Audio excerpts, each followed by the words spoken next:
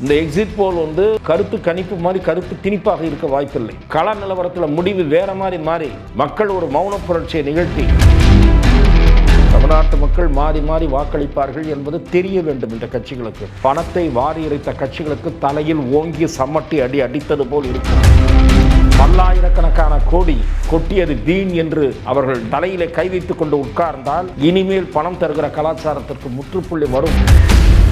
விஜய் வந்தால் நல்ல மாற்றத்தை கொடுத்து நல்ல ஆட்சி கொடுத்து விடுவாரான்றதெல்லாம் எக்ஸிட் போலுடைய சாம்பிள்ஸ் வெரி லோ.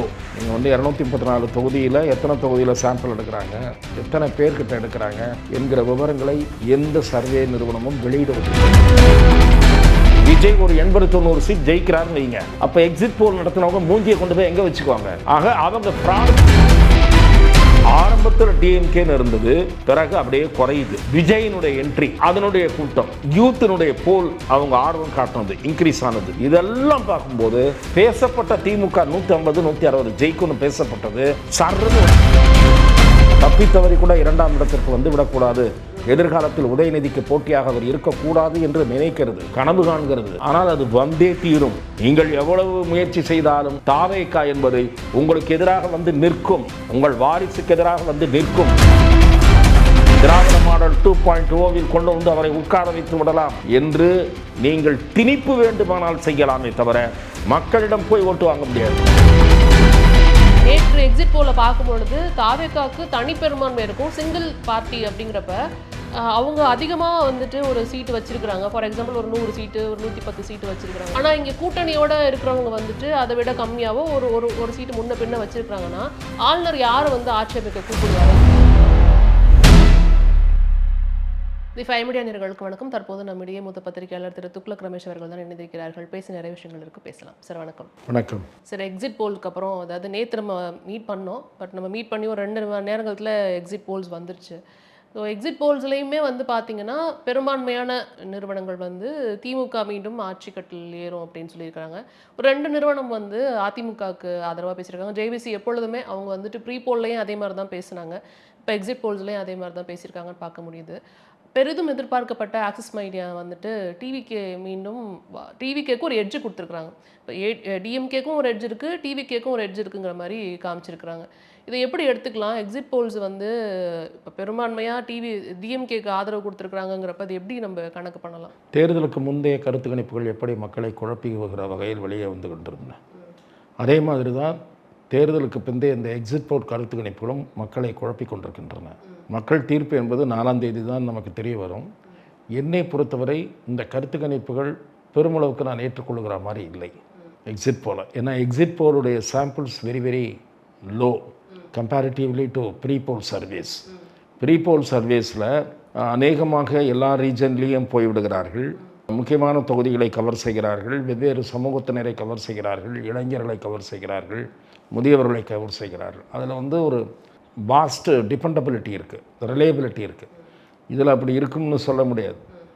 நீங்கள் 234 தொகுதியில் எத்தனை தொகுதியில் சாம்பிள் எடுக்கிறாங்க, எத்தனை பேர்கிட்ட எடுக்கிறாங்க என்கிற விவரங்களை எந்த சர்வே நிறுவனமும் வெளியிடுவதில்லை. இல்லை, ஆக்சிஸ் மை போல்ஸ்னு சொல்லியிருக்காங்க, கிட்டத்தட்ட 40,000க்கும் மேற்பட்ட சாம்பிள் அவங்க நாங்கள் அதை விட அதிகமாக சர்வேயில் எடுத்திருக்கோம். என்னை பொறுத்தவரை ப்ரீ போல் சர்வே ஓரளவுக்கு அந்த மாதிரி தான் இந்த ரிசல்ட் ரிஃப்ளெக்ட் ஆகும்னு நினைக்கிறேன். இப்போ ப்ரீ போல் சர்வே வந்தப்பையும் என்னென்னா இது கருத்து கணிப்பு இல்லை, கருத்து திணிப்பு அப்படிங்கிற ஒரு குற்றச்சாட்டை எதிர்கட்சிகள்லாம் முன் வச்சாங்க. நிறைய பத்திரிகையாளர்கள் சொன்னாங்க. அப்போ ஏதோ ஒரு கட்சிக்கு சாதகமாக அவங்க பண்ணியிருப்பாங்கன்னு கூட வச்சுக்கலாம். ஆனால் இது எக்ஸிட் போல் தானே? இல்லை, அதாவது ஏதோ ஒரு கட்சிக்கு சாதகமாக செய்து எப்படி தெரியும்னா யார் எடுக்கிறாங்க, யார் அதை ஸ்லாகிக்கிறார்கள் என்பதை பொறுத்து நம்ம புரிந்து கொள்ள முடியும். நான் பெருமளவுக்கு தந்தி டிவியினுடைய எக்ஸிட் போல் அந்த இது ப்ரீ போல் சர்வேவே நான் பெரிதும் அது நடப்பதற்கான வாய்ப்பு இருப்பதாக கருதுகிறேன். அதற்கு காரணம் இந்த முறை அவர்கள் கொடுத்திருப்பது 2 கட்சிகள், பிரதான கட்சிகளுக்கும் மிக நெருக்கடியாக சீட்டு கொடுத்திருக்கிறார்கள். சீட்டு கொடுத்து இந்த 2 கட்சிகளுமே பல தொகுதிகளில் இழுபறியை சந்திக்கின்றன. அதற்கு காரணம் திரு விஜய் என்ற முடிவை அவர்கள் தெரிவித்திருக்கிறார்கள். அதுதான் நானும் தொடக்கத்திலிருந்து தெரிவித்து வருகிறேன். இந்த தேர்தல் முடிவுகளை புரட்டி போட போகிறவர் விஜய், டேர்னிங் த டேபிள் என்று ஆங்கிலத்தில் சொல்வார்கள். ஆகவே விஜய் தான் இதை தீர்மானிக்க போகிற சக்தியாக இருக்க போகிறார். ஒரு கருத்து கணிப்பு நிறுவனம் மட்டும் விஜய்க்கே கூடுதலான நம்பர்ஸ் வரும், அவருக்கு மெஜாரிட்டி ஷார்ட் ஆஃப் மெஜாரிட்டி இருக்கும், ஆனால் he will touch nearly 100 என்று வந்திருக்கிறது. அதுதான் எனக்கு வியப்பை தருகிறது, பிரமிப்பை தருகிறது. நான் இன்னொரு கருத்து கணிப்பு 2-3 கருத்துகளில் ஒரே மாதிரியாக வந்திருக்கிறது அல்லவா, அதுவே வந்து ஒரு பெரிய வெற்றி என்று பார்க்கிறேன். விஜய்க்கு அது நடந்தாலே 10 முதல் 15 சீட்டில் சொல்கிறார்கள். டபுள் டிஜிட் வரக்கூடிய வாய்ப்பு இருக்கிறது என்று நானும் கூட ஓரளவு நினைக்கிறேன். ஏனென்றால் ஆவரேஜ் 25% போனார்னா எங்கெல்லாம் 30 டச் பண்ணுகிறாரோ, எங்கெல்லாம் 30 கிராஸ் செய்கிறாரோ அங்கெல்லாம் அது வெற்றியாக கன்வெர்ட் ஆகும். அப்படி கன்வெர்ட் ஆகக்கூடிய ஸ்கோப் சென்னையிலும் இருக்கிறது, வெளியூர்களிலும் இருக்கிறது. ஆகவே அந்த 10 to 15ன்றது வந்து எனக்கு ஒரு ரிலையபிள் நம்பராக தெரியுது. வேறஸ் 100, 105ன்றது வந்து எனக்கு வந்து ஒரு I was taken aback. அதை பார்த்துட்டு இன்னும் இப்படியும் இருக்குமோ, நம்ம தான் அண்டர்மைன் பண்ணுறோமோ, டிவிகேவை வந்துட்டு அண்டர்மைன் பண்ணுறோமோ, டிவிகேவை வந்து பலரும் அண்டர்மைன் செய்கிறார்களோ. நான் வந்து அவங்கள அண்டர்மைன் பண்ணவே இல்லை. அவங்க வந்து ஒரு பெரிய சக்தி, எழுச்சியான சக்தி, ஒரு புதிய அரசியல் சக்தி. நீங்க தொடர்ந்து சொல்லிட்டு இருக்கீங்க. ஆனா 100க்கு மேல நம்பர் தரும்போது உங்களுக்கு ஆச்சரியமாகவும் ஒரு பிரமிப்பாகவும் வியப்பாகவும் இது நடக்குமா என்கிற சந்தேகமும் ஏற்படுகிறது கூடவே. நடந்தால் நல்லது, அது வேற விஷயம். நடந்தால் நல்லதுன்றது என்ன வயசு சொல்கிறேன்னா, அவருடைய ஆட்சி சிறப்பாக இருக்கும்லாம் நான் சொல்ல வரல. தமிழ்நாட்டு மக்கள் மாறி மாறி வாக்களிப்பார்கள் என்பது தெரிய வேண்டும் இந்த கட்சிகளுக்கு. குறிப்பாகவும் சிறப்பாகவும் பணத்தை வாரி இறைத்த கட்சிகளுக்கு தலையில் ஓங்கி சம்மட்டி அடித்தது போல் இருக்கும். அந்த வகையில் அந்த தீர்ப்பை நான் வரவேற்கிறேன். பல்லாயிரக்கணக்கான கோடி கொட்டியது வீண் என்று அவர்கள் தலையிலே கை வைத்து கொண்டு உட்கார்ந்தால் இனிமேல் பணம் தருகிற கலாச்சாரத்திற்கு முற்றுப்புள்ளி வரும் என்கிற வகையில் அந்த தீர்ப்பை நான் வரவேற்கிறேன். விஜய் வந்தால் நல்ல மாற்றத்தை கொடுத்து நல்ல ஆட்சி கொடுத்து விடுவாரான்றதெல்லாம் நான் உத்தரவாதம் தர தயாராக இல்லை. அவர் வந்த பிறகுதான் அதை பார்க்க வேண்டும். வருவாரா என்பது கேள்விக்குறி. ஆனால் கருத்து கணிப்புகளின்படி அப்படி ஒரு முடிவு வருமானால் வாக்குக்கு பணம் கொடுக்கிற கலாச்சாரத்துக்கு ஒரு முற்றுப்புள்ளி வைக்கப்படும் நிலை உருவாகும். அது மட்டுமல்ல, விஜயே கூட இவர்கள் 80% வாக்காளர்களுக்கு கவனித்த தொகுதி இருக்கிறது அல்லவா, 80% பணத்தை டிஸ்ட்ரிபியூட் செய்த தொகுதி, கவலையோடு. ஏனென்றால் விஜய் தான் கணிசமான வாக்குகளை வாங்குவார் என்று தேர்தலுக்கு முன்பே பேச்சுகள் வரத் தொடங்கிவிட்டன. இளைஞர்கள்லாம் விஜய்க்குத்தான் போடுவார்கள் என்ற பேச்சு வந்து விட்டது. அந்த பயத்தில் தான் பணத்தை கொண்டு போய் கொட்டி இருக்கிறார்கள் ஒவ்வொரு தொகுதியிலும். நான் என்ன சொல்லுகிறேன் என்றால், மிக கணிசமான வாக்கு வாங்கி 1000 ஓட்டு 1500 ஓட்டில் தான் இவங்க தோக்குறாங்க ஜெயிக்கிறாங்கன்ற நிலைமை வந்தால் என்ன ஆகும் தெரியுமா உங்களுக்கு? அப்பயும் பணத்தை வாங்கிட்டு நாமத்தை சாத்திட்டாங்க. பணத்தை வாங்கிட்டு மக்கள் இவர்களுக்கு வந்து ஏமாற்றத்தை தந்திருக்கிறார்கள் என்று தான் நாம் எடுத்துக்கொள்ள வேண்டி வரும். இவர்களுக்கு அப்போதும் ஒரு அதிர்ச்சியான முடிவாகத்தான் அது இருக்கும். அந்த வகையிலும் அந்த முடிவை நான் வரவேற்கிறேன். விஜய் வெற்றி பெற்ற வேட்பாளருக்கு அடுத்த நிலையில் பல தொகுதிகளில் இருந்தால் அதுவும் வரவேற்கத்தக்க முடிவாக இருக்கும். ஆகவே இந்த முடிவு எக்ஸிட் போல் வந்து எனக்கு பெருமளவுக்கு நம்பிக்கை அளிக்கவில்லை. ஆனால் ஓரளவுக்கு துளியளவுக்காவது நான் ஏற்க வேண்டும் என்று நினைத்தால் ஷார்ட் ஆஃப் மெஜாரிட்டி என்று வரலாம் என்று நான் சொல்லுகிறேன். இந்த எக்ஸிட் போலை வைத்து பார்க்கும்போது, பெரும்பாலான கணிப்புகளை எக்ஸிட் போலை வைத்து பார்க்கும்போது அந்த ஷார்ட் ஆஃப் மெஜாரிட்டி வருவதற்கு திமுகவுக்கு கூடுதல் வாய்ப்பு இருக்கிறதோ என்று நான் பார்க்கிறேன். ஓகே, ஸோ ஒரு எட்ஜ் வந்து டிஎம்கேக்கு தான் இருக்கு அப்படின்னு பல எக்ஸிட் போல்ஸ் எல்லாம் பார்த்துட்டு நீங்க சொல்றீங்க. ஆமாம் ஆமாம். ஆனால் அது ஸ்வீப்பாக இருக்காது. 150 160 திமுகவுக்கே 140 அது கிடைக்காது என்றுதான் என் பார்வை. அதாவது கூட்டணியா வந்து அவங்க ஒரு கூட்டணியாக 130 120 வரலாம் என்பதுதான் என்னுடைய பார்வை. கூட்டணியா, அதாவது தனிப்பெரும்பான்மையா திமுக வரத்துக்கு இங்க வாய்ப்பு இல்லைங்கிறது உங்களுடைய கருத்தா இருக்கு. அப்படித்தான் நான் நினைக்கிறேன். இதுல இன்னொரு விஷயம் என்னன்னா, இந்த எக்ஸிட் போல்ஸ்லாம் வந்து வெறும்னே டிஸ்கஷனுக்கு மட்டும்தான் உதவும். ரியல் ரிசல்ட் வந்து நம்ம May 4 தான் பார்க்க முடியும் அப்படிங்கிறதும் ஒரு வாதமா இருக்கு. ஏன்னா நிறைய பேர் வந்து இந்த எக்ஸிட் போல்ஸோட மத்து போல அதே தான் நானும் வழிமொழிகிறேன். இந்த எக்ஸிட் போல் வந்து சரி இதை மைண்டில் வச்சுக்கோ அப்படின்ற அளவு தான் பார்க்க முடியும். இந்த எக்ஸிட் போல் வந்து நீங்கள் கூறியது போல், ஆரம்பத்தில் கூறியது போல் கருத்து கணிப்பு மாதிரி கருத்து திணிப்பாக இருக்க வாய்ப்பில்லை. எக்ஸிட் போலெல்லாம் இப்படி மேனிப்புலேட் பண்ணாங்கன்னா அந்த நிறுவனம் நம்பிக்கை இழந்துவிடும். அதன் பிறகு எக்ஸிட் போல் மீதே மக்களுக்கு நம்பிக்கை இழந்துவிடும். நீங்கள் வந்து பல எக்ஸிட் போல்கள் வந்து திமுகவுக்கும் 1-2 அதிமுகவுக்கும் கொடுத்துருக்கு. கள நிலவரத்தில் முடிவு வேறு மாறி மக்கள் ஒரு மௌன புரட்சியை நிகழ்த்தி விஜய் ஒரு 80-90 சீட் ஜெயிக்கிறாருன்னு வைங்க. அப்போ எக்ஸிட் போல் நடத்தினவங்க மூஞ்சியை கொண்டு போய் எங்கே வச்சுக்குவாங்க? ஆக அவங்க ஃப்ராடு பண்ணிட்டாங்களோன்னு தோணும். அவங்க சரியாக கணிக்கலன்னு நினைக்க மாட்டாங்க மக்கள் என்ன நினைப்பாங்கன்னா, இனிமேல் இவனுங்க நம்பக்கூடாது. போன தேர்தலில் என்ன சொன்னாங்க, விஜய்க்கு 10 சீட்டு மேலே வராதுன்னாங்க, பாருங்கள் 80-90 சீட்டு ஜெயிச்சிருக்காரு அப்படின்ற பேச்சு பலமாயிடும். அதனால் அவர்களும் கவனத்தோடு தான் இருந்திருப்பார்கள் என்று நான் நினைக்கிறேன். எக்ஸிட் போல் நடத்தியவர்களும் ஆனால் இதையெல்லாம் கடந்து மக்கள் ஒரு மௌன புரட்சி ஏதாவது நடத்தியிருந்தால் நமக்கு எப்படி தெரியும்? இப்ப நீங்க வந்த கருத்து கணிப்புலயே எந்த கருத்து கணிப்பை எடுத்துக்கலாங்கிறீங்க? எந்த ஏஜென்சியோடது வந்து நம்பகத்தன்மை இருக்குன்னு நீங்க நினைக்கிறீங்க? ஏன்னா இப்ப ஆக்சிஸ் மை இந்தியாவை தான் எல்லாரும் எதிர்பார்த்தாங்க. அது கடைசியா தான் நேத்து வந்தது அப்படிங்கிறத பார்க்க முடியுது. Axis my India last time கொடுத்தது வந்து நடந்திருக்கு. கிட்டத்தட்ட வந்து 2021ல என்ன சொன்னாங்களோ அது நடந்திருக்கு. அது கொஞ்சம் நம்பகத்தன்மை வாய்ந்த ஒரு ஏஜென்சி. அப்ப இப்படி வந்து 2 பேத்துக்கும் ஒரு எட்ஜ் குடுக்குறாங்க. இதுவும் டிவிகேக்கும் ஒரு எட்ஜ் குடுக்குறாங்கங்கிறப்ப இத புறந்தள்ள முடியாது அப்படிங்கிற ஒரு விவாதத்தை அப்படி என்னால பார்க்க முடியுது. நிச்சயமா நானும் அப்படி தான் நினைக்கிறேன். எந்த ஒரு கருத்து கணிப்பு ஏஜென்சியாக இருந்தாலும் சில நேரங்களில் பிழையாகவும் போயிருக்கின்றன. நல்ல பேர் வாங்கின நிறுவனங்கள் கூட 1-2 முறை தப்பாக போயிருக்கு. அது என்டிடிவியோ சிஓட்டரோ வேறு மாநிலங்களில் நான் சொல்கிறது. அதனால் யாருதுமே 100% 10% ரைட்டாக வர்றதுக்கு வாய்ப்பு இல்லை. ஆனால் பெருமளவு நிறுவனங்கள் ஒரு கட்சிக்கு கொடுக்கும்போது அது ஓரளவு களத்தை நிலவரத்தை பிரதிபலிக்கிறதோன்னு தான் நம்ம கருத வேண்டியிருக்கும். நீங்கள் இவங்களுடைய ரிலேபிலிட்டியை ஆனா சொல்லியிருக்கீங்க. மிக்ஸ்டா இருக்கே சார். பெருமளவு நிறுவனங்கள் வந்து திமுகக்கு அப்படின்னாலும் 2 நிறுவனங்கள் வந்து ஏடிஎம்கேக்கு கொடுத்திருக்கு. ஒரு நிறுவனம் வந்துட்டு அதில் டிவிகேக்கு ஒரு வந்து எட்ஜ் ஒரு நிறுவனம் கொடுத்திருக்கு. 2 நிறுவனங்கள் ஏடிஎம்கே யுனானிமஸா கொடுத்துருக்கிறதுல யாரும் வந்து ஒரு 2 கட்சிக்கு நிறுவனங்கள் ஏடிஎம்கே கொடுத்துருக்கிறதுல ஒரு நிறுவனம் தொடர்ந்து ஏடிஎம்கேன்னு சொல்லிட்டு வந்ததுனால பழைய நிலையே கடைபிடிப்போம் என்று சொல்கிறார்களோ என்று கூட நான் நினைக்கிறேன். யாரையும் நான் தனிப்பட்ட முறையில் விமர்சிக்க விரும்பலை. அதனால தான் நான் பெயரை குறிப்பிடாமல் பேசுகிறேன். ஜேவிசியை தான் நீங்க சொல்றீங்கிறத என்னால புரிஞ்சுக்க முடியுது. சரி, அவர்கள் சார்ந்த நிலை காரணமாக கூட சில பேர் சில இதை ஆதரிக்கலாம்.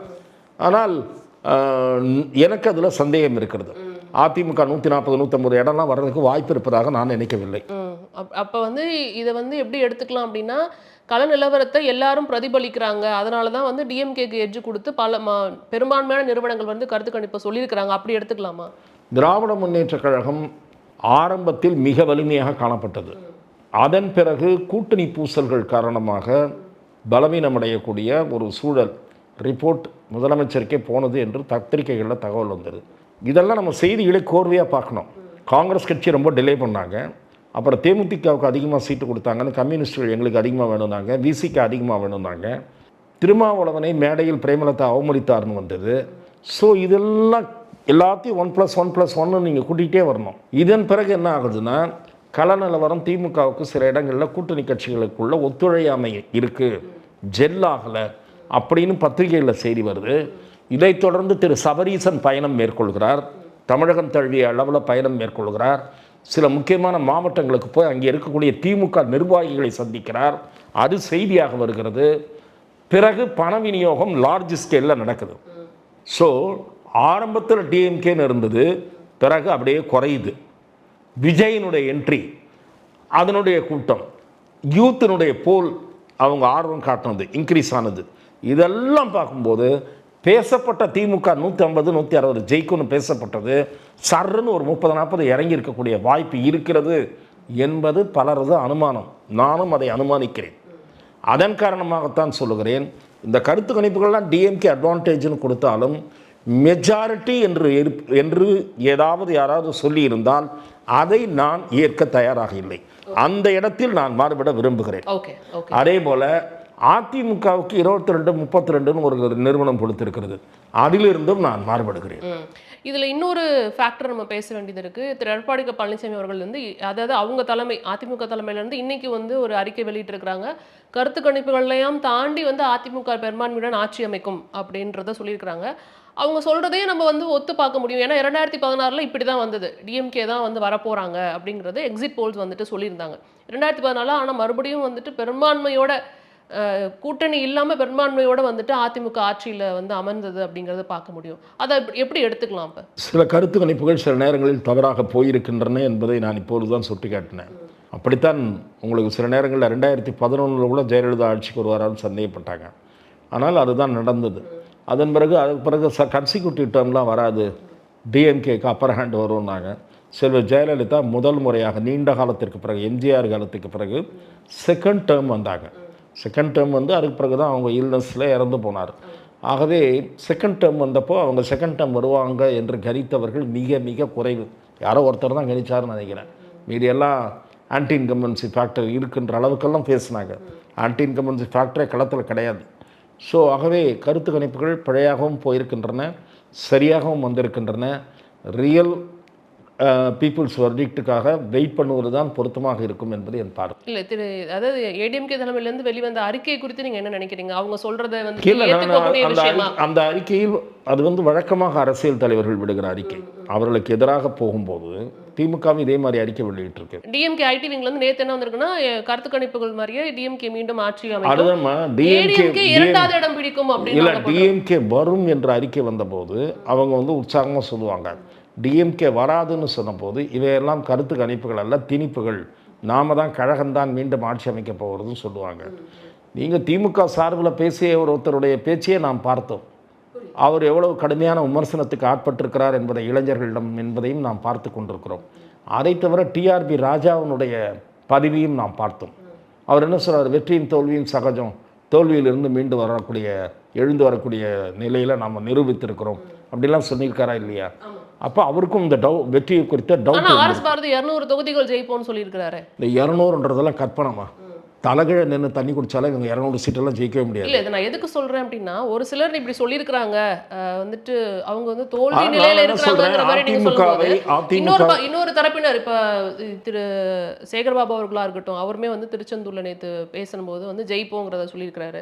ஆர்எஸ் பாரதி அவர்கள் என்ன சொல்லியிருக்கிறாருன்னா, நாங்கள் கண்டிப்பாக வெற்றி பெறுவோம், நீங்கள் வெற்றி பெறுவோம்னு சொல்லலாம். நீங்கள் நமது அம்மான்னு ஒரு பத்திரிகை வருது, அதை படிப்பதில்லை என்று நினைக்கிறேன். அவர் டெய்லி எடப்பாடியார் தான் ஆட்சி அமைக்க போகிறார், இந்த இப்போ வரல, நீங்கள் ஒரு 2-3 மாதம் முன்னாடியிலேருந்தே பார்க்கணும், இன்னும் 3 அமாவாசைகள் தான் இந்த ஆட்சிக்கு, அதன் பிறகு எடப்பாடியாரின் நல்லாட்சி மீண்டும் மலரும் அப்படின்னு அவங்க முன்னாள் அமைச்சர்கள்லாம் சொல்லிட்டு தான் இருக்காங்க. பேட்டிகள் அவங்கள்ட்ட அவ்வளோ தூரம் வர்றதில்லை. எப்பயாவது செல்லூர் ராஜு நல்லா காமெடியாக பேசுகிறாருன்னு அவருடைய பேட்டி மட்டும் டிவி சேனல் போடுறாங்க. இல்லைன்னா எடப்பாடி பழனிசாமி கொடுத்தா போடுறாங்க, மற்றவங்கள்ட்ட போடுறதில்லை. ஆர்எஸ் பாரதி நிலை வித்வான் மாதிரி அறிவாலயத்தில் உட்காந்துட்டு காலையிலையும் மாலையிலையும் ஒரு தடவை செய்தி வாசிக்கிற மாதிரி வாசிச்சுட்டு போயிடுறாரு. அதனால் அவருடைய பேட்டிக்கு முக்கியத்துவம் கொடுக்குறாங்க, ஏன்னா ஆளுங்கட்சியாக இருக்குது. அண்ட் மீடியாவில் உள்ளே இருக்கிற ஆளுங்கள்லாம், டிவி சேனல்லாம், நிறைய சேனலில் மீடியாவில் டிஎம்கே ஆட்கள் தான் உள்ளே இருக்காங்க. அதனால் டிஎம்கேனுடைய குரல் நல்லா ஒலிக்கும், ஓங்கி ஒலிக்கும். அதற்கு காரணம் மீடியாவில் இருக்கக்கூடிய டிஎம்கே ஆட்கள். அதை தவிர செய்தியாளர்கள்ன்ற போர்வையில் இருக்கக்கூடிய டிஎம்கேவுடைய கொத்தடிமைகள் மாதிரி மாறிவிட்ட சிலர். அவர்கள் அதிகமாக கூவுற காரணத்தினால திமுக ஏதோ ஒரு அலை வீசிருச்சோன்ற மாதிரி நமக்கே ஒரு பிரமிப்பு வரும். ஒரு அலையும் வீசலை. அப்போ இவங்க சொன்னது தான் எடுத்துக்கணுங்கிறீங்களா? இப்போ டிஆர்பி ராஜா அவர்கள் சொன்னதை தான் நம்ம எடுத்து பார்க்கணும் அப்படின்னு சொல்லலாம். அவங்களுக்கும் அது குறித்த சந்தேகம் வந்திருக்குன்றேன். இல்லைன்னா எதுக்கு திட்டுறாரு ஐடி இளைஞர்களை இவங்களா படிக்க வச்சாங்க, எதுக்கு திட்டுறாரு? ஆகவே திராவிட முன்னேற்ற கழகத்திற்கு கவலை பிறந்திருக்கிறது. எனக்கு கிடைச்ச தகவல், அவங்க ஹைகமாண்டுக்கு போன ரிப்போர்ட்டு ஒன்றும் ஆரோக்கியமாக இல்லை, என்ன மாதிரி ரிசல்ட் வேணுமானாலும் வரலாம், விஜய் பெரிய தாக்கத்தை ஏற்படுத்தியிருக்காரு, இந்த ரிப்போர்ட்டெல்லாம் அவங்களுக்கு போயிருக்கு, லாஸ்ட் மினிட்ல போயிருக்கு.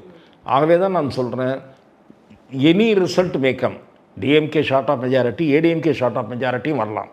விஜய் கணிசமான வாக்கு வாங்குவார், டபுள் டிஜிட் சீட் வாங்குவார் என்பது என் பார்வை. இதில் இன்னொரு விஷயத்தையும் நான் சேர்க்கணும். இப்போ டிஎம்கே ஐடி விங் இப்போ நீங்கள் சொன்னீங்க இல்லையா, ஆட்சி அமைக்கும்னு ஒவ்வொரு கட்சியும் சொல்ல தான் செய்யும் அப்படின்னு. அது மாதிரி நேற்று வெளியிட்ட அந்த இதில் டிஎம்கே மீண்டும் ஆட்சி அமைக்கும்னு சொல்லிட்டு ஏடிஎம்கே 2வது இடம் வரணும் அப்படிங்கிறது, அதுலேருந்து நம்ம என்ன எடுத்துக்கலாம்? டிவிக்கே அவங்க ஒரு பொருட்டாக எடுத்துக்கல அப்படின்னு நினைக்கலாமா, இல்லை டிவிக்கே வரக்கூடாதுங்கிறது அவங்களோட ஆசையாக இருக்குன்னு எடுத்துக்கலாமா? இரண்டும் இருக்கிறது என்கிறேன் நான். அவங்க திமுக தொடர்ந்து தாவேகாவை அலட்சியப்படுத்த வேண்டும் என்று நினைக்கிறது, விரும்புகிறது, வரக்கூடாது என்றும் விரும்புகிறது. தப்பித்தவறி கூட 2ஆம் இடத்திற்கு வந்துவிடக்கூடாது, எதிர்காலத்தில் உதயநிதிக்கு போட்டியாக அவர் இருக்கக்கூடாது என்று நினைக்கிறது, கனவு காண்கிறது. ஆனால் அது வந்தே தீரும். நீங்கள் எவ்வளவு முயற்சி செய்தாலும் தாவேகா என்பது உங்களுக்கு எதிராக நிற்கும், உங்கள் வாரிசுக்கு எதிராக நிற்கும். அவர்தான் போட்டியாளராக இருப்பார், இன்னொரு போட்டியாளராக அண்ணாமலை இருப்பார். ஆகவே நீங்கள் எல்லாமே சுமூகமாக நடக்கிறது, திராவிட மாடல் 2.0வில் கொண்டு அவரை உட்கார வைத்து விடலாம் என்று நீங்கள் திணிப்பு வேண்டுமானால் செய்யலாமே தவிர மக்களிடம் போய் ஓட்டு வாங்க முடியாது. அடுத்த எலெக்ஷன் வரைக்கும் காத்திருந்து. அப்ப திராவிட முன்னேற்ற கழகமும் அண்ணா திராவிட முன்னேற்ற கழகமும் ரெண்டுமே தான் தமிழ்நாட்டில் இருக்கணும் அப்படிங்கிறது திமுகவோட எண்ணமா இருக்கு. அதே தான் அதிமுகவின் எண்ணமா இருக்குன்னு, அதே தான் அதிமுகவின் எண்ணமாக இருக்கிறது. ஆனால் அந்த நேரேட்டிவை விஜய் உடைப்பார் என்கிறேன் நான். அந்த நிரேட்டிவ் நொறுங்கும்.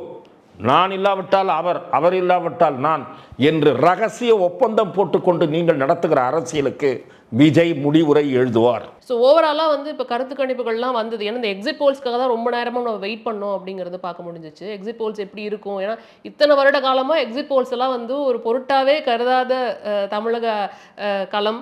இப்போ வந்து எக்ஸிட் போல்ஸ் என்னைக்கு வரும்? அதில் யாருக்கு வந்து எட்ஜ் வரும் அப்படின்னு நேற்று வெயிட் பண்ணி பார்த்துருக்குறாங்க. அண்ட் இதுக்கு வந்து ஒரு பெரிய ரியாக்ஷன் இருக்குங்கிறத பார்க்க முடியுது. ஸோ ஃபார் இது வந்து நம்ம டிஸ்கஷனுக்கு மட்டும்தான் உதவுங்கிறது என்னுடைய கணிப்பாக இருக்குது. ஏன்னா 4ஆம் தேதி தான் உண்மையான ரிசல்ட் தெரியும்னு. நீங்கள் ஓவராலாக இதுக்கு என்ன ரேட்டிங் கொடுப்பீங்க? இது எக்ஸிட் போல்ஸ்க்கு வந்து என்னன்னு நினைக்கிறீங்க நீங்கள்? இல்லை, எக்ஸிட் போல் வந்து சும்மா ஒரு ஆர்வத்துக்கு, அரசியலில் வந்து ரொம்ப ஆர்வமாக இருக்காங்க பாருங்கள், ரொம்ப பொறுமையாக இருந்து தெரிஞ்சுக்குவோம் இப்போ என்ன அவசரம் அப்படின்றவங்க கூலாக இருப்பாங்க. ஆனால் அந்த கூலாக இருக்கிறவங்க எண்ணிக்கை குறைவாக இருக்கும். இது ஆர்வமாக தெரிஞ்சுக்கணும், சாயந்தரம் டிவியை போட்டு என்ன எவ்வளோ கொடுத்தான்னு இதை ஒரு பேசு பொருளாக இருந்துட்டு ஃப்ரெண்ட்ஸ்கிட்ட டிஸ்கஸ் பண்ணி அது பண்ணுறவங்க எண்ணிக்கை அதிகம்தான். ஆனால் அதில் கேரியவே ஆவாங்களான்றது சந்தேகம். கேரியவே யார் ஆவாங்கன்னா, டிஎம்கே ஆதரவாளர்கள்லாம் மைண்டை செட் பண்ணி டிஎம்கே ஜெயிக்கணும்னு விரும்புகிறவங்க, ஏடிஎம்கே என்டிஏ ஆதரவாளர்களாக இருந்து டிஎம்கே ஒழியாதா இந்த எலெக்ஷனில் அப்படின்னு நினைக்கிறவங்க, அவங்களுக்கு எது சாதகமாக இருக்கோ அதை கேரியவே ஆவாங்க. உங்களுக்கு விஜய் ரசிகர்களை பொறுத்தவரை நேற்று எக்ஸிட் போலில் அவங்களுக்கு அந்த விஜய்க்கு அதிக சீட்டுன்ற எக்ஸிட் போல் ரிசல்ட் இருக்கு இல்லையா, அதுதான் நடக்கப் போகிறது என்ற நம்பிக்கையோடு காத்திருப்பார்கள். அது நடக்கணும் என்று விரும்புவார்கள். ஸோ அவங்க அதை தான் எடுத்துக்குவாங்க. இது நடக்காது, நிச்சயமாக நடக்காது, விஜய் அண்ணா அவ்வளோ தூரம் பிரச்சாரம் பண்ணியிருக்காரு, அதனால் நம்ம வெயிட் பண்ணுவோம், இதுதான் நடக்கிறதுக்கு வாய்ப்பு இருக்குது. இதுதான் மக்கள் மத்தியில் இருக்கக்கூடிய ஒரு என்ன சொல்கிறது அரசியல் ஆர்வம் அதிகமாக இருக்குது பாருங்க, அவங்க தான் இதில் கேரியர் அவங்களுக்கு யாரு பிடிச்சிருக்கிறோ அவங்க வருவாங்கங்கிற அந்த கருத்து கொண்டாடுவாங்க. மற்ற கணிப்புகளை மற்றவர்கள் திட்டுவார்கள். ஆனால் ஓவராலாக பார்த்தீங்கன்னா இந்த மொத்த கருத்து கணிப்பு, எக்ஸிட் போல் ஆகட்டும், கருத்து கணிப்பு ஆகட்டும், இதிலெல்லாம் ஆர்வம் காட்டுபவர்கள் ஒரு 30% மேலே இருக்க மாட்டார்கள். 30-40% மேலே இருக்க மாட்டாங்க. ஏன்னா நான் சொல்லுவது அரசியலில் அதீத ஆர்வம் செலுத்தக்கூடியவர்கள். மற்றபடி அவன் வேலையை பார்த்துட்டு பார்ப்போம், நம்ம எலெக்ஷன் கடமையை ஓட்டு போட்டோம், யார் ஜெயிக்கிறான்னு பார்ப்போம் அப்படின்னு தான் பெரும்பாலானவர்கள் இருப்பார்கள். ஆனால் அந்த பெரும்பாலானவர்கள் எண்ணிக்கை கொஞ்சம் இந்த அதீத ஆர்வம் காட்டுறவங்க எண்ணிக்கை 40லேருந்து ஒரு 50-60 ஆக்கியிருக்கு இந்த தடவை.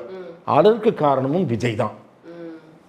என்ன யாரை கேட்டாலும் விஜய் விஜய்ன்றான், ஒருவேளை விஜய் வந்துடுவாரா ஏன் பிரதர் அப்படின்னு தனக்கு தெரிந்த ஆட்கள், அரசியல்வாதிகளோ மீடியாக்காரர்களோ இவர்களோடு பேசுகிறார்கள். என்னிடமே எத்தனை பேர் பேசியிருப்பார்கள் என்று நினைக்கிறீர்கள்? நிறைய ட்ராவல் பண்ணுறப்போ நிறைய பேர் கேட்பாங்க, என்ன சார் விஜய் வந்துடுவாரா, விஜய்ன்றாங்க, பசங்களாம் சின்ன பசங்களாம் விஜய்ன்றாங்க, இல்லை டிஎம்கே கை தான் ஓங்கி இருக்குன்றாங்க, என்ன நடக்கும்னு நினைக்கிறீங்க அப்படின்னு கொஞ்சம் ஆர்வம் அதிகரித்திருப்பதற்கும் அவர் ஒரு காரணம். ஆனால் நிறைய பேர், பெரும் சமூகம் இந்த எக்ஸிட் போலுக்காக காத்திருந்தது என்று நான் நினைக்கவில்லை. அரசியல் அதீத ஆர்வமுடையவர்கள் ஒரு 40% பேர் இதில் அவங்களுக்கு ஒரு 2 நாள் இது ஒரு பேசு பொருளாக இருக்கும், டாக்கிங் பாயிண்ட். அதை தாண்டி இதற்கு மதிப்பு இருப்பதாக நான் நினைக்கிறேன். நிச்சயமா சார். நிறைவா இந்த கேள்வி மட்டும் வச்சு முடிக்கணும்னு நினைக்கிறேன். ஏன்னா இது வந்து நேற்றிலிருந்து திருப்பி இப்படி ஒரு கேள்விகள் வந்து எழுறதை பார்க்க முடியுது. இப்போ வந்து நேற்று எக்ஸிட் போல பார்க்கும் பொழுது தாவேக்காக்கு தனிப்பெரும்பான்மை இருக்கும், சிங்கிள் பார்ட்டி அப்படிங்கிறப்ப அவங்க அதிகமாக வந்துட்டு ஒரு சீட்டு வச்சிருக்கிறாங்க. ஃபார் எக்ஸாம்பிள் ஒரு 100 சீட்டு, ஒரு 110 சீட்டு வச்சிருக்கிறாங்க, 100 சீட்னே வச்சுக்கலாம். ஆனால் இங்கே கூட்டணியோட இருக்கிறவங்க வந்துட்டு அதை விட கம்மியாவோ ஒரு சீட்டு முன்ன பின்ன வச்சிருக்கிறாங்கன்னா ஆளுநர் யார் வந்து ஆட்சி அமைக்க கூப்பிடுவார் இப்படின்ற கேள்விகள் எல்லாம் வந்துட்டு உலா வர. நார்மலாக சிங்கிள் லார்ஜஸ்ட் பார்ட்டி இப்போ விஜய் இருக்காருன்னு வைங்க, அவர் சிங்கிள் லார்ஜஸ்ட் பார்ட்டியாக இருந்தாலும் அணியாக இருக்கக்கூடிய கட்சிக்கு கூடுதலாக இருக்கிறது நம்பர்னு வைங்க. அப்போது ஒரு சட்ட சிக்கல் தான். ஆளுநர் சட்ட ரீதியான அபிப்பிராயங்களை பெறுவார். அப்போ என்ன பண்ணுவாங்க, சிங்கிள் லார்ஜஸ்ட் பார்ட்டிக்கு ரொம்ப ஷார்ட் டைம் நோட்டீஸ் தான் கொடுப்பாங்க. நீங்கள் வந்து எத்தனை பேர் ஆதரவை நீங்கள் பெற முடியும், அந்த கட்சிகளுடைய ஆதரவை நீங்கள் 2 நாளைக்குள்ளே கொடுங்க, 3 நாளைக்கு கொடுங்கன்னு தான் கேட்பாங்க. ஏன்னா இன்னொரு கட்சி அணியாக எங்களால் ஆட்சி அமைக்க முடியும் என்று உரிமை கோரி கடிதங்களோடு போய் கொடுத்தால் அதையும் ஆளுநர் அதே வெயிட்டேஜோடு பரிசீலிக்க வேண்டும் என்பதுதான் என்னுடைய பார்வை. இது குறித்து அரசியல் சட்ட நிபுணர்கள் தான் கருத்து கூறுவது பொருத்தமாக இருக்கும். இல்லை, இந்த கேள்வி நியாயமா அப்படிங்கிறது தான். ஏன்னா எனக்கு வந்து ஒரு கேள்வி வந்துட்டு சமூக வலைதளங்களை எழுதுறதை பார்க்க முடிஞ்சிச்சு என்னால். ஸோ இப்படி கூட இருக்கா, இப்படி கூட ஒரு வாய்ப்பு இருக்கான்னு தெரிஞ்சுக்கிறதுக்காக தான் உங்க முன்னாடி வைக்கிறேன். இல்லை, நீங்கள் கவலைப்படுகிற மாதிரி அந்த ஒரு சூழல் வருவதற்கான வாய்ப்பு குறைவு. எனக்கு வந்தால் நல்லது என்று நானும் நினைக்கிறேன். என்னென்னா சமூகத்தில் ஒரு மாற்றம் ஏற்பட்டிருக்கு, இவங்க 2 பேர் தான் மாறி மாறி பட்டா போட்டு கொடுக்கலன்ற மாதிரி ஒரு ரிசல்ட் வந்தால் நல்லது தான். ஆனால் அந்த நேரத்தில் தான் நாம் அதை பற்றி தெரிந்து கொள்ள முடியும். ஏனால் ஏனென்றால் இதில் ஆளுநருடைய மனநிலை முக்கியம். ஆளுநரும் அரசியல் சட்டத்திற்கு உட்பட்டு தான் செயல்பட்டாக வேண்டும். பொது கருத்து குறித்தும் அவர் கவனமாக பார்ப்பார். ஏனென்றால் நீங்கள் நீண்ட அவகாசமும் எடுத்துக்கொள்ள முடியாது. ஒரு குழப்பத்தை வளர்க்கவும் வழிவகுத்து விட்டீர்கள் என்ற குற்றச்சாட்டுக்கு ஆட்படக்கூடாது. ஆகவே அனைத்து அம்சங்களையும் கவனத்தில் கொண்டுதான் ஆளுநர் மாதிரி நேரங்களில் முடிவெடுப்பார் என்று நான் நினைக்கிறேன். நிச்சயமா சார். எப்படி இருக்குங்கிறது ரிசல்ட்டுக்கு அப்புறம் தான் உண்மையாக தெரிஞ்சுக்க போகிறோம். இது ஏற்கனவே சொன்ன மாதிரி ஒரு டிஸ்கஷன் பாயிண்ட் ஆஃப் வியூ தான் இருக்கும் அப்படிங்கிறத பார்க்க முடிஞ்சது. உங்களோட நேரத்திற்கு நன்றி சார். Thank you so much. வாய்ப்புக்கு நன்றி.